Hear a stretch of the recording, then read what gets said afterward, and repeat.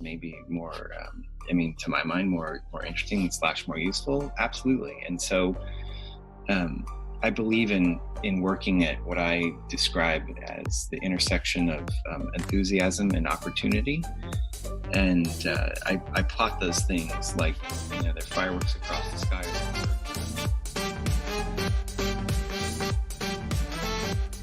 I'm your host, Brian McCann, and this is the Road to Wine Expert podcast.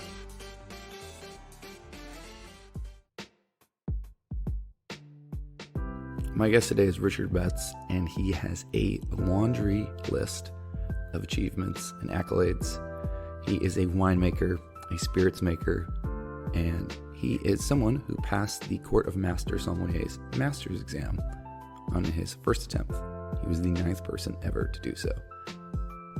But one of my favorite things Richard has ever done is his Scratch and Sniff series.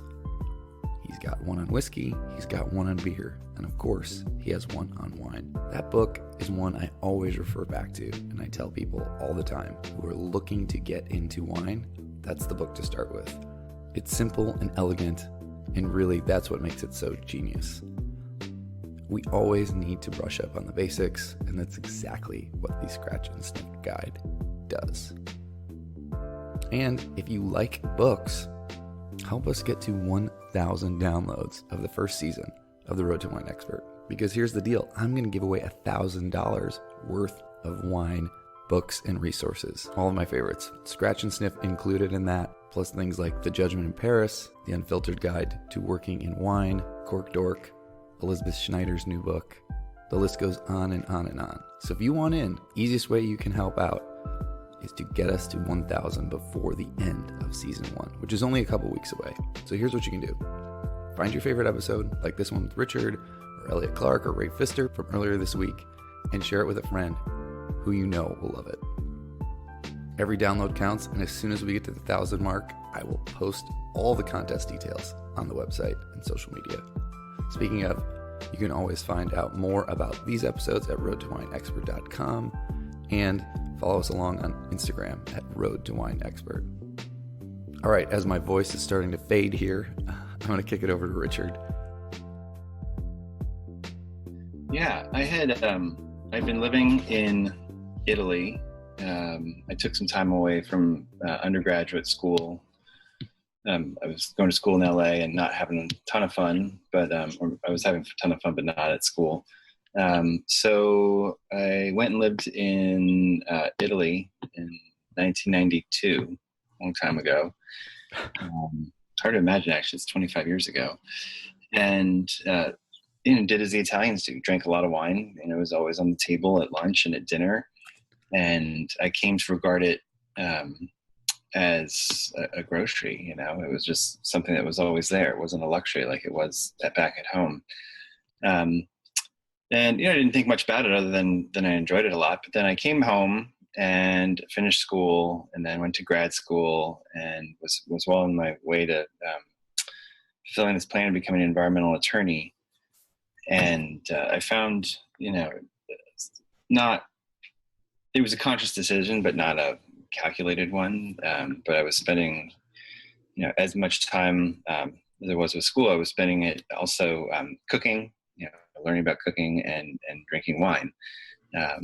It was fun. It captured my imagination, but I still didn't think it would be anything more than just, a hobby, if you will. Until one afternoon, very late in, not just very late, but it was at the end of my grad school career. It was thesis defense week.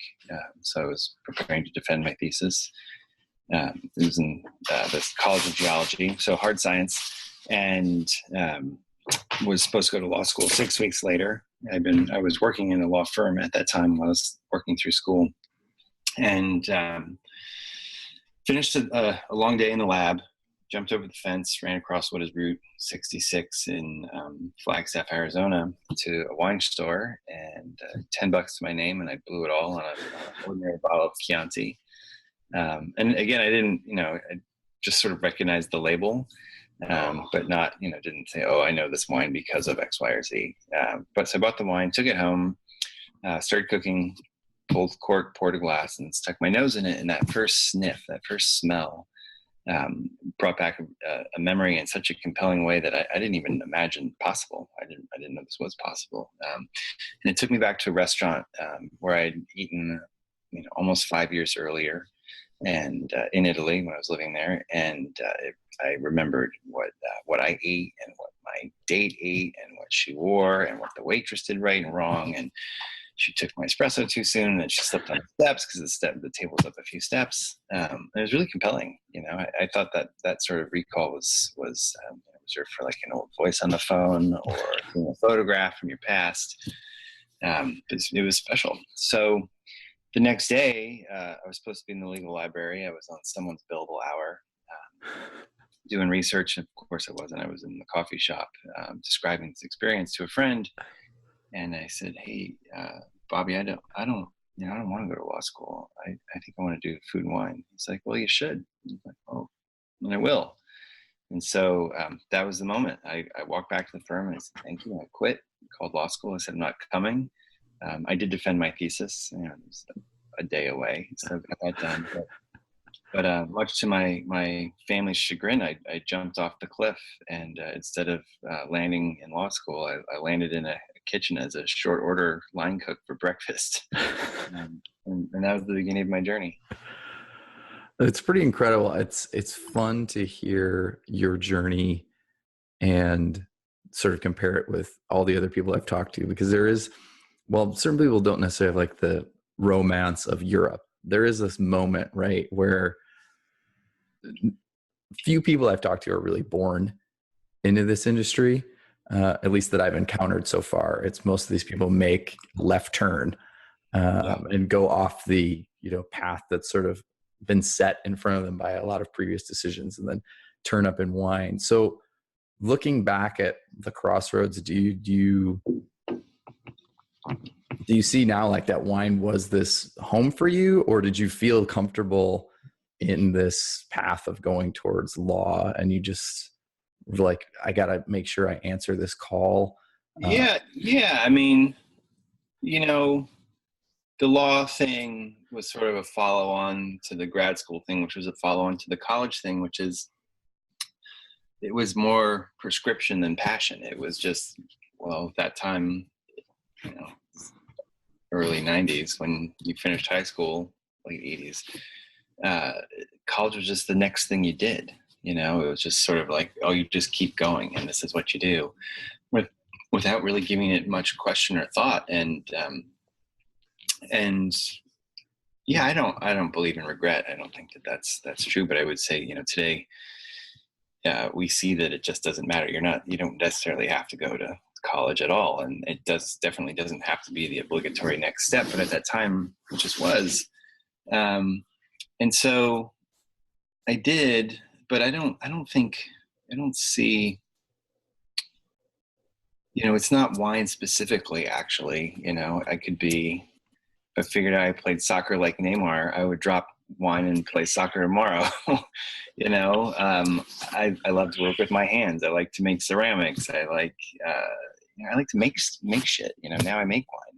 That actually would always stick. But anything creative, any sort of creative outlet, and anything that lets you express your passions and makes you the best you, and by that I mean just a happy you. And I think that's the home. That's you got to go at what tugs at the strings of your heart.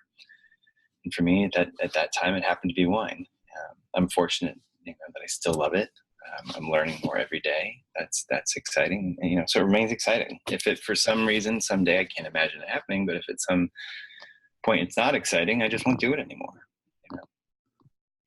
Sure. So let's go back on the path, and we don't have to get into the details, but I'm just curious of how you go from short order cook to winemaker in as many steps or as few steps as possible. When did you realize maybe that you wanted to be on the production side of things? And then maybe walk us through how you got to there. Sure, totally. So I cooked. I knew I wanted to learn about the front of the house and the back of the house in the restaurant setting. And you got to start somewhere. So I started in the back of the house and learn not just how to cook, but how the whole thing functions. And I loved restaurants. I still love restaurants. I spend my life in restaurants. That's what I do. It's great. And at the time, I really wanted to understand how they worked, and figured, let's start in the kitchen. So I did. And kitchen work eventually grew to include,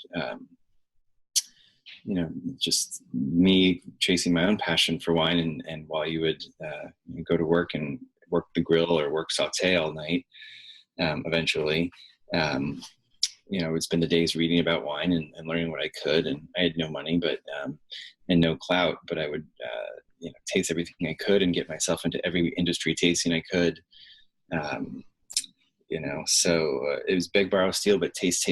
That was so important. And so I did that for a period of time, and one job led to another job, and all of a sudden I'm now the sommelier at the Little Nell in Aspen, Colorado, which I really think that at that time, from 2000 to 2008, I had the greatest wine job in the history of the world. I really believe that. It was, amazing growth in America, and amazing in not just economic, but also interest in wine was growing. Aspen's a vacation town, so when people come there, everybody's excited to relax and to play, and so you could buy anything you want, and everything's sold, and you got to drink all of it. It was really, truly special. So that at that point, I was also working on the Master Sommelier exam, and sorry, this is the long path to answer your question, how I ended up making wine.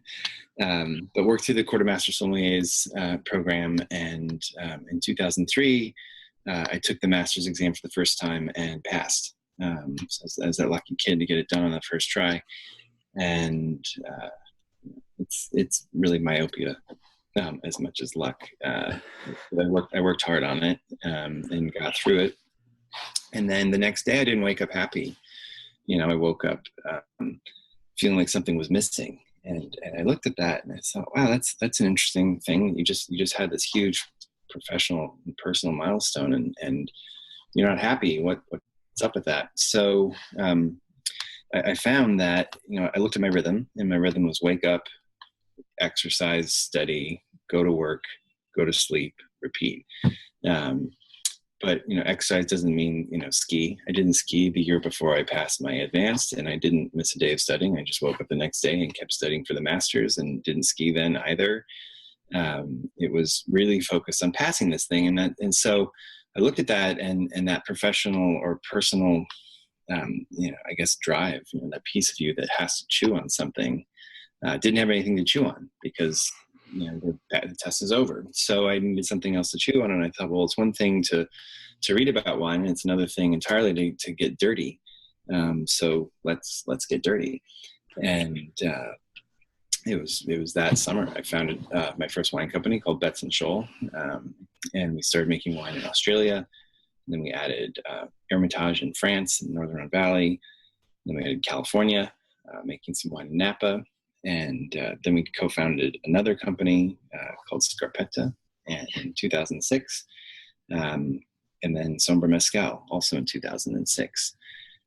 And that was great. It satisfied that piece of me that needed to chew on something, that wanted to learn, that likes to work with its hands. It's fantastic. It's been a great journey. But this was all while still working full time at the Nell. That's the thing. I talk about this a lot, but people are like, oh, how did you make the switch? Well, I made the switch by working 4 full-time jobs and getting one by one. I don't come to this, from any place of financial privilege. I got out of school with a great big debt, but the point is to say that, that myopia, and if you want to work, you can do it too. And so, it was wake up, work on your projects, go to your real job, work, sleep, repeat, and stack your weeks. So what I mean by that is you work the old coal miner schedule of 4 and 10. So you stack your 2 work weeks together. So you work 10 days in a row, and then you can stack your 2 weekends together. So you have 4 days off in a row. And that doesn't mean there's a day off. I mean, there are really no days off. It means that when your weekend comes, you get on an airplane, you go somewhere and you make something. or you get on an airplane, you go somewhere and you sell something. And that's actually the real work. The making is easy and a pleasure. But 300 nights a year in a hotel selling something, which is what I do now, that's work. It's real work. I love it. I wouldn't change it. But that's what I did. And so I did that for 5 full years, from 2003 to 2008 at the Little Nell. That was my rhythm. And finally in 2008, one of the projects grew to a point where we could actually begin to pay ourselves, and I was able to jump again and work for myself. Very, very exciting time. Great. So I love the story of your hustle. And I think a lot of people, when they see maybe how successful you are, they don't know about the sleepless nights you still have, because, you're ultimately working for yourself, but you're still, not at this level where you just sit back and watch the money roll in. It doesn't happen. Yeah. That's the quick tip I try to give everyone. And I've extracted it from a lot of different people. Like, it's just stop right now if you want to make a lot of money. This is not the industry for you. Just so you should be here because you're passionate and you love it, because absolutely scratching out a living is tough. And totally. I think, and anyone on all different sides, whether it be production or retail or working in a restaurant, and then anywhere in between, it's not easy by any means. And some are more physically difficult than others. Some require travel. So it's really about what you can stand. Yep. For sure. So that gets us sort of caught up to where you are now. How does the book come about, the Scratch and Sniff Guide? So the book comes about, actually, again, I had another minute where life had changed. In 2009, I sold Betts and Scholl to a small pub and company, and I sold my interest in Scarpetta to my co-founders in an investment group. And so Sombra was the thing I still had rolling. I had a non-compete wine for a minute, and it was on a trip, a ski trip with some friends in northern Canada, and stayed up really late one night. And we did a wine tasting, and not in a formal way, but drank a bunch of great wine, talked about it. And everyone had gone to bed except for one friend, and he and I were up, and he's like, this was so cool, like what we did here tonight. How do we scale this? How do we scale you in this experience? And he's like, I don't know. And he's like, well, you got to write a book. And I said, yeah, there's the canon of wine literature and these tomes that sit on your coffee table and weigh 50 pounds. I don't know, that's all been done. I don't have anything to add to that. That's I wouldn't be additive to that. And then the idea dropped, well, what about a Scratch and Sniff wine book? We both looked at it like, that's it, that's genius, that's the thing. And so that was it. I was off to get it done. So cranked on it, worked on it, and actually worked with 2 different designers that didn't work out, and then found my way to a great design team with Crystal English-Sacca and Wendy McNaughton. And that's when the writing really was given real life, and we're able to take this somewhat abstract idea and make 20 awesome pages deliver a real message. And that was exciting.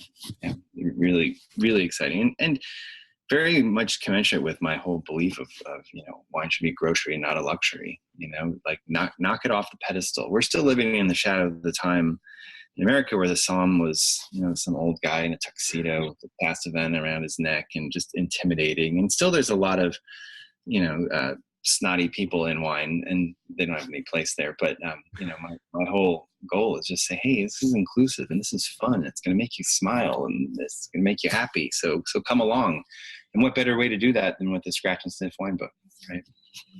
Yeah, absolutely. It's one of my favorites. I point to people to it all the time who are, like you'd alluded to, all the tomes, right? They're overwhelming to people who are just starting out. Like, it's like, what? Totally. and they're amazing books and they're amazing resources, but even the Wine Bible, which is arguably maybe the most approachable, sort of that good narrative there with food and the history, and it's really intertwined well. It's just still so thick. I mean, it's a small book. It's like, whoa, this is everything. I'm like, no, this is just like the start of something.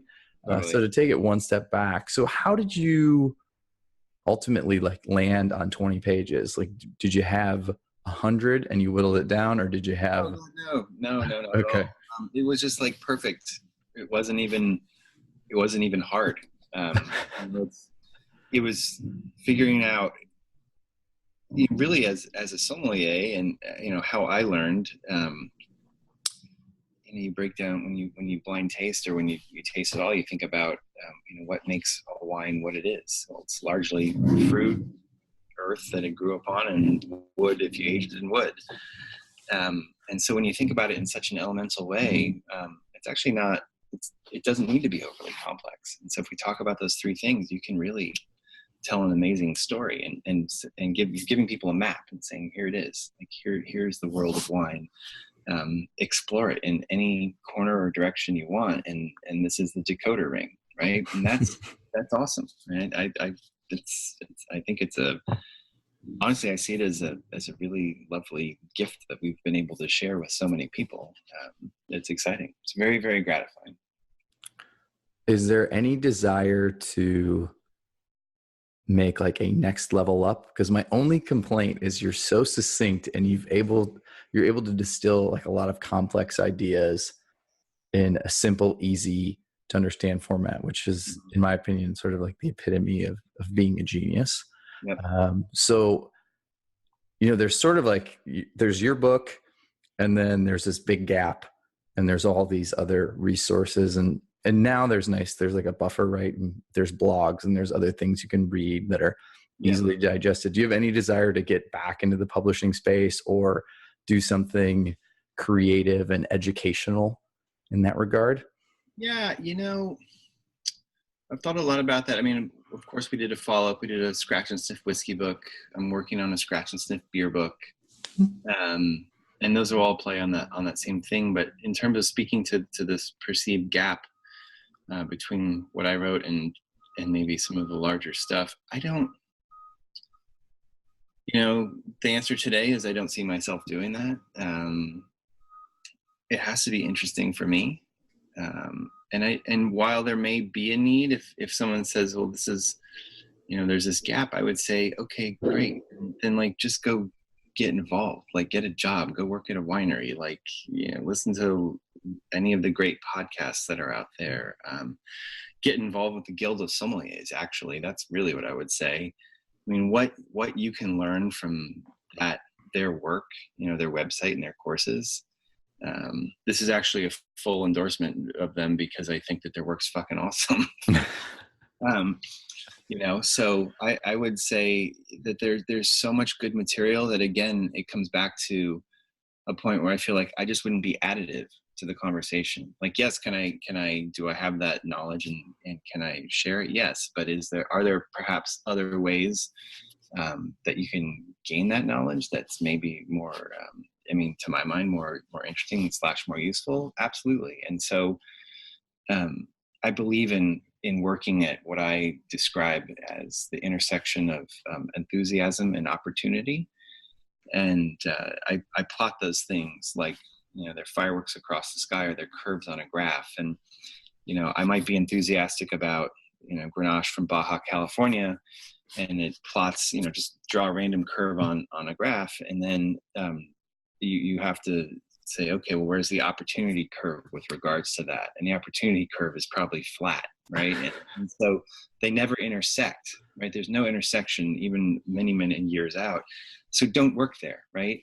Whereas I'm enthusiastic about Australian Grenache, and I do believe that, that plot's far out on the right, and somewhere out on the right, it intersects with opportunity. And so my enthusiasm and my opportunity intersect. I'm like, okay, then I'm going to work there. And as I think about this book, it's a long answer to your question. I'm enthusiastic about learning. Am I enthusiastic about this particular niche? Less so. And as I look at the opportunity, I see a very crowded field, I see other people doing it well. So I'm not sure that the enthusiasm curve is very steep, and I really don't think it intersects the opportunity curve. So that's my long answer no, I'm not going to write that book. Well, I think it's a great answer, and I think it's good advice for anyone, whether they are in wine or whatever they're doing and whatever their calling is, to think about it in those terms. Absolutely. So, yeah.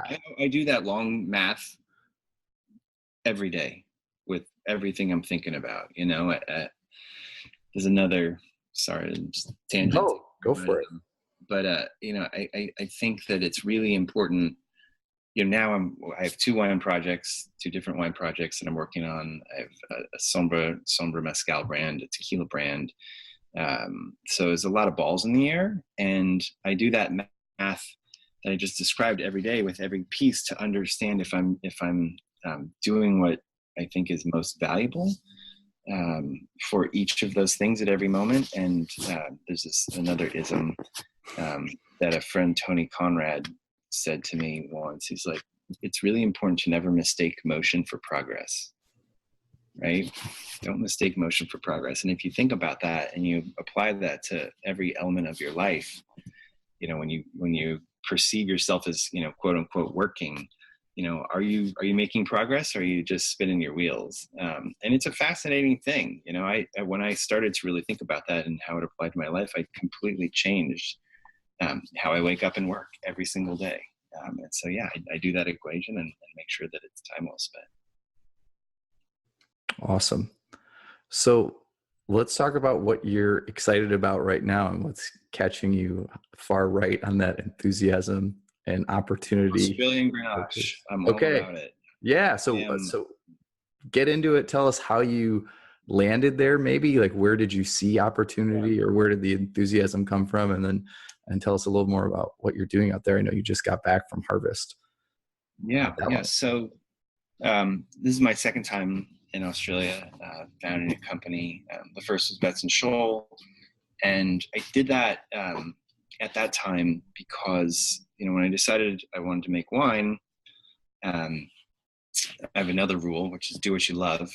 And when it comes to winemaking, make what you love. Don't make what you think you're supposed to make for some commercial idea. Make what you love. And that said, I'm sure you love lots of things. So make something you love that actually stands a chance of being loved by someone else too. So I thought, well, I love Pinot Noir, but so does everybody else. And Pinot is for sure an overindulged princess. And there's a lot of not very good Pinot. It's been indulged in so many ways. They just plant it everywhere, and it's not great everywhere. But I also thought, Pinot isn't the only grape that is soft and sexy and seductive and full of allure and can be delicate, and Sangiovese in the right instances can behave like that. Nebbiolo in the right instances can behave like that. And Grenache in particular, in the right instances, can definitely behave like that. And I would postulate that Grenache is just the warm climate analogy of Pinot Noir. I've been jumping up and down saying that for 15 years now, but so all right, Grenache is it. And I went, and this is, wasn't new news. I think Chateau Reyes has long been considered the apogee of Grenache on the planet. And as a sommelier, I think you're really well suited to make wine, or as any wine professional that has the opportunity to taste a lot of different wine. You're as well suited to make wine as someone that goes to UC Davis. And it's not a knock. There are lots of ways to skin the cat, of course. But I think learning that yeast added to sugar produces alcohol and carbon dioxide is interesting and important. But if you don't have any frame of reference, as to what's good, even subjectively what's good, then that equation doesn't do you any good. You have to have some perspective and have some context. And so I was at that time, again, I said I did the greatest wine job in the world, and I did. I really drank everything. I was so fortunate and fell in love with Chateau Reyes, as some people do. And I was like, okay, this has those Pinot sensibilities. What makes it this way? And so you unknit the sweater and you find out what makes Reyes Reyes. And a big part of that answer is own-rooted old vine Grenache, at least the old vine Grenache part, grown in sand. And so, okay, where else do you find old Grenache vines growing in sand? And I looked all over the world. And at that time, there are definitely places, this isn't to say they don't exist, but I didn't find anything to my liking really in the rest of the south of France, or in Spain, or in Sardinia. I looked in California and had a really insightful conversation with John Alban, to whom I'm forever grateful for his advice, which was keep going, because although we have some Grenache here, he said to me, if I had to make my living on Grenache, I'd be broke by now, because one year we'll get half a ton to an acre and the next year we'll get 8 tons to the acre. We just haven't figured out the sweet spot, quote unquote. It's like, John, that's awesome. And, thank you for sharing that. And so I kept looking, and when I got to Australia, the opportunity curve went through the roof. And so we found, for those of you listening don't know, Australia is home to the oldest living grapevines on planet Earth. It's far away from everything, right? So phylloxera has actually not made it to South Australia, which is remarkable to think about. And when I got there was a big craze for these big black extracted Shiraz and Cabernet, which is awesome because no one was paying attention to the Grenache, nobody. And so they were like, "You want to do what? You want to make what?" And I was like, "Yeah, I want to make Grenache. I want to get involved." And if you're a farmer, your granddad or great granddad probably planted the family block, 40 to 80 acres, and they planted it with what's called the Barossa fruit salad. So there will be 10 or 12 or 15 varieties planted in these blocks. Pedro Jimenez next to Riesling, next to Cabernet, next to Shiraz, next to Grenache, what have you. And if you go there and say, "Hey, I want to start a Shiraz brand," then they say, "Oh, that's great. You can have the Shiraz at $6,000 a ton or $10,000 a ton or whatever it is, but you also have to buy the Grenache." Right. And so, winemakers do, but they do so begrudgingly because it's the Shiraz where they make their money, and it's where their passion lies. So they begrudgingly take the Grenache, they don't give it any love, and they just perpetuate the myth that it actually isn't any good. They pick it early, get it out of the way, et cetera, et cetera. And that's a whole nother discourse. But when I go down there and I say, I want this Grenache, and they're like, "You don't want the Shiraz?" Like, "No, I'm just going to take the Grenache off your hands and I'm going to pay you real money for it." They were excited. And so was I. Our youngest vineyard when I started that project was 80 years old, growing on its own roots in deep sand. And while most of the Barossa is this bisky clay, as it's called, it's a heavy clay red soil that makes for very rich outsized wines that aren't to my particular taste. There is a small portion called Vine Vale, really bound by Magnolia Road and Vinevale Road and Segersdorf Road, and it's this small, it's a few square kilometers where there's a gigantic deep deposit of sand. And so it's essentially the Eden Valley and the Barossa Ranges erode and then come down this gully and are deposited in what is Vinevale. And there you have ancient vines growing in what looks like the beach. It's really an amazing spot.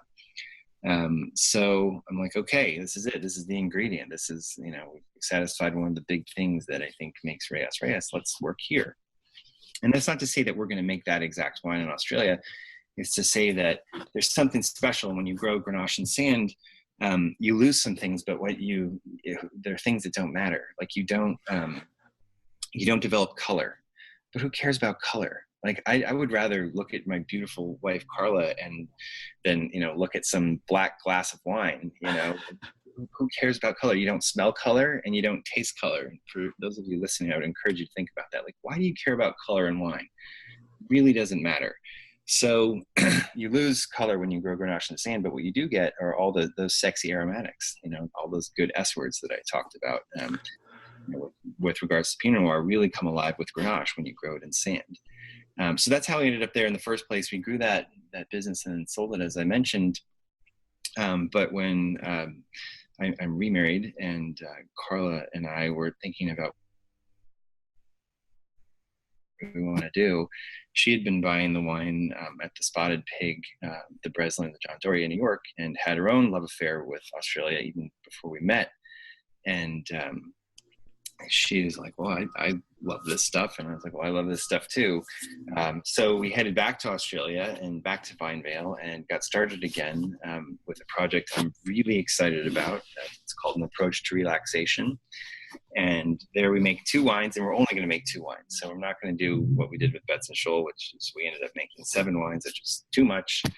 We have a real point of view that Grenache is it. So there will be no Shiraz, there'll be no nothing beyond that. So we're making a single Grenache, and we did just finish our harvest, which was exciting. So harvest of 2017 has already occurred in the Southern Hemisphere, and with it we have. This is actually the first time I'm announcing it. We had something really exciting happen. We now own one of the oldest living, maybe the oldest living vineyard on the planet, in our solar system, in our universe. Like, how crazy is that? You know, and it's hard to substantiate when vineyards get so old, but it looks like based on the spacing of the planting and the way it was planted, that this Grenache vineyard that now goes into our single red wine called Suzette, looks like this Grenache vineyard was planted between 1850 and 1880, which is insane to think about, right? I mean, it's really crazy. 150-year-old vines, what? So that's pretty special. So that's what we're doing. We make Suzette is the Grenache that we make, and we think it's something special. And again, we're starting to bear this out, and it's hey, look, you know, this Australian Grenache isn't on the tip of everyone's tongue, and that's fine. Because we get out and we travel and we're passionate about it and we talk about it. And we've been doing these very cool tastings for the sommelier community around the country where we sell, where we put 8 Grenache on the table and say, and blind, and say, these are 8 Grenache. One of them is ours, and there are 7 other Grenache we really admire from around the world. And we just want to talk about it and say, you know, let's just talk about each wine as a wine. And not say who's better, who's worse, or what have you. But just, you know, what do we think about this as a wine? And not once has anyone said, oh, this, you know, when they're holding our wine, to say, oh, this wine's Australian, you know, this is that. Most people mistake it for the south of France. And some people have even said, oh, no, you threw a ring air in here. This is Pinot Noir, right? That's exciting. So that lets us know that the opportunity to be loved by more than us is actually real. And so it's starting to happen, and that's what we're doing. Very excited about it. Yeah, there's a lot to unpack there between, you know, your announcement of these ancient vineyards. That's way cool, and congratulations on that. Thanks. Can you talk more about like the name and approach to relaxation? I think it's a great name for a label. Where did that come about from? Yeah, that's funny. So we definitely we live a good life. It's hard, but we're doing what we love, and are very fortunate to.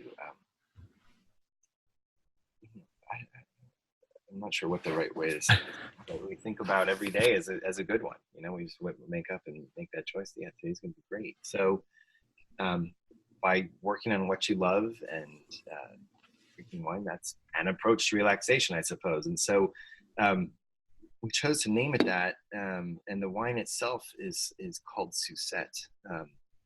So most of the good wine names on various projects have come via the top of the hill of Hermitage, where I have some friends there in the Schaub family, and Aaron Schaub in particular is the naming genius. So I show up with Sombra Mezcal and make margaritas and catch a gigantic buzz, and then start talking about stuff. And so this was several Julys ago. We're up there cooking. Of course, had a gigantic buzz going, and we're talking about wine names. And she actually threw out the 2 names, which are now are red, and I haven't told you about it. We make a little white wine there too, Suzette and Nichon. And Suzette, she told us in Old French, means to suckle.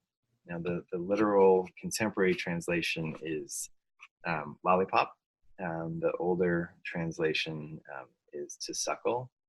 And it turns out after we had labeled the wine and we were at our first trade show, a French friend of ours came up and said, "Do you know what you named your wine?" Like, "Oh yeah, it's a suckle." He's like, no, there's a much dirtier version that is really the true contemporary French translation. And we're like, "Oh, that's awesome." So anyways, Aaron gave us another funny one. And then the white wine, we make a little bit of Semillon from also an own rooted vineyard grown in sand. And that's called Nichon, which is spelled Nichon. I'll let the listeners Google that and they can translate that and figure out what that translates to. But yeah, so Suzette and Nichon, which I suppose are both approaches to relaxation. Very nice. So you're promoting your wines now. You're sort of on tour, living the wine rock star life. When and where can people try your wines? Are they available? Yeah, they are. Okay. So I wear several hats. There's My Essential is another wine brand that I created, really born out of the Scratch and Sniff wine book and my desire to make good on my ism that wine should be a grocery, not a luxury. And so we make some very affordable rosé in the south of France and a négociant Cabernet Sauvignon and Sauvignon Blanc in California. And those are very widespread. And approach to relaxation, we're in about 10 states now. We make all of 800 cases. We will this year. Last year was 400. We don't make much, but the best way to get involved there is to go to the website, which is an approach to relaxation.com. I know it's a lot to type out, but it is. Or at better restaurants and wine shops, you can find it too. Just ask your favorite retailer. We'd be honored if you guys tried the wine and had feedback for us. I also, we're not spending all this time on the road purely for the two wine projects. The thing that takes the most amount of my time is actually Sombra mezcal. So 12 years ago when I started this mezcal company, everyone told me I was crazy. I was going to go to jail for selling mezcal. They didn't even know what mezcal was. Now we look pretty smart. It's grown to become a real thing, and that's exciting. I've just opened a distillery in Oaxaca. It's for sure the most environmentally conscious distillery potentially on planet Earth. We're very proud of that work and helping mezcal grow in a really meaningful and responsible way. I wrote more about that on Medium, where you can read about that if you care about it. And then, of course, separately, I make a single Blanco tequila called Astral, and that's going crazy right now.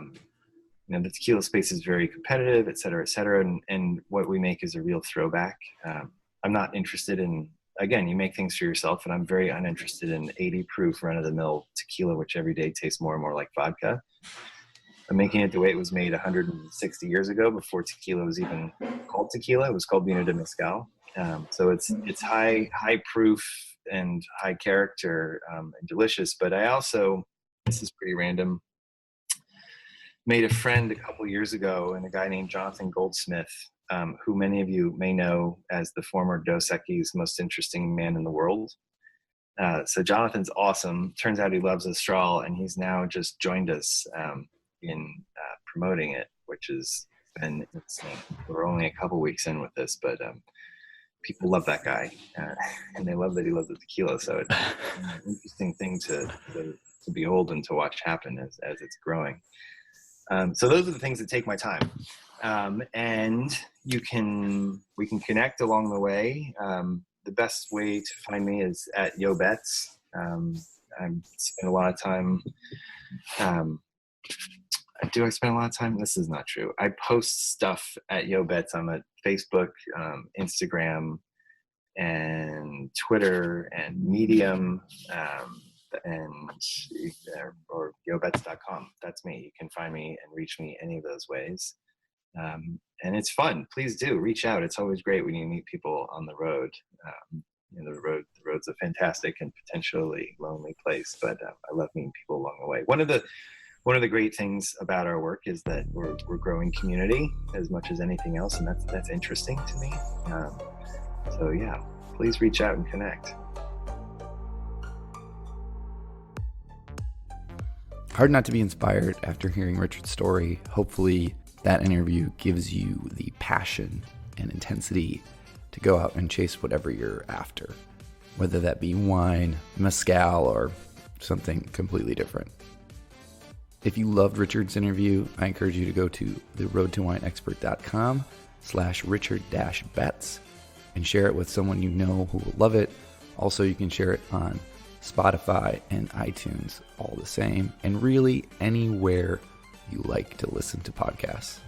To learn more about the music you heard in today's episode, you can head to roadtowinexpert.com/music to find out more about the amazing artists who share their work through the Creative Commons license and help people like me make their podcast sound a lot cooler.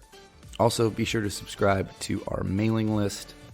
I like to send out weekly emails and sometimes random ones throughout the week, recapping any episodes you may have missed.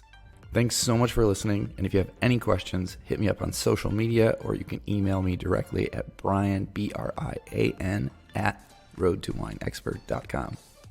This is the Road to Wine Expert podcast. That's my dog Goose drinking some water in the background. Thanks again for listening, and we'll catch you next time.